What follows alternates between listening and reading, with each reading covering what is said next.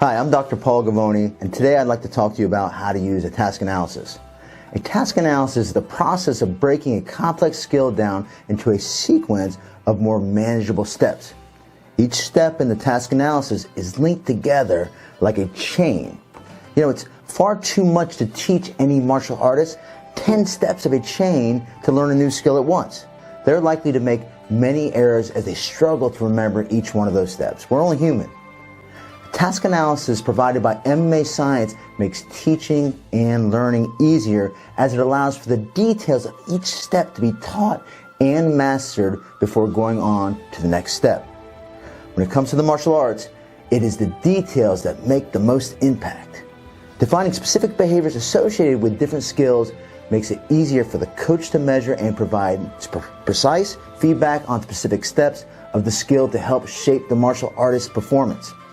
Similarly, the martial arts students can use the task analysis as an aid to guide and measure their own skill development, like their self-coaching.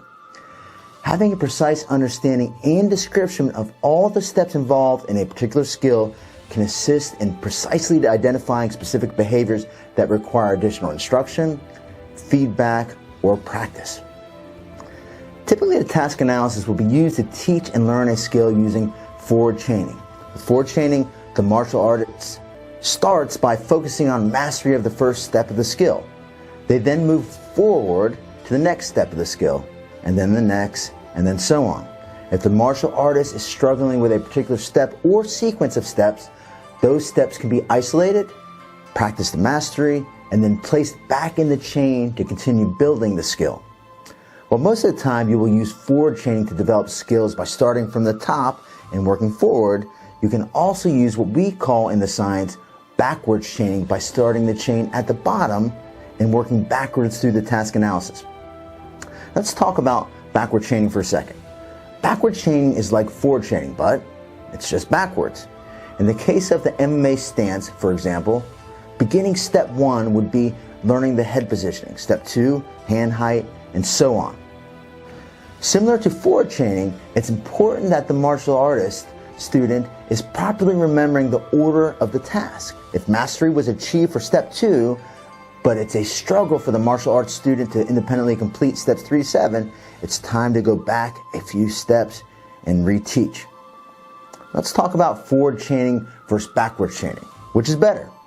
There isn't really a clear answer to this question, but here are some pros and cons to each. Forward chaining allows the student to immediately get into a step-by-step sequence. It's like getting an instant win, and it makes much more sense to people because this is how we typically learn. The cons of this are that the martial artist who is learning a new skill has to progress through all of the steps before achieving the last step, which is typically the most satisfying. For example, the most satisfying step of the arm bar from the mount is typically completion of the last step that involves extending the arm and elevating the hips to finish it. In backwards chaining, once the martial artist masters the last step, they also finish with it.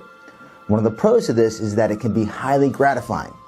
Using the example of the arm bar, the first step taught might be from an opponent's arm fully extended, and then the martial artist simply elevates the hips to finish the arm bar.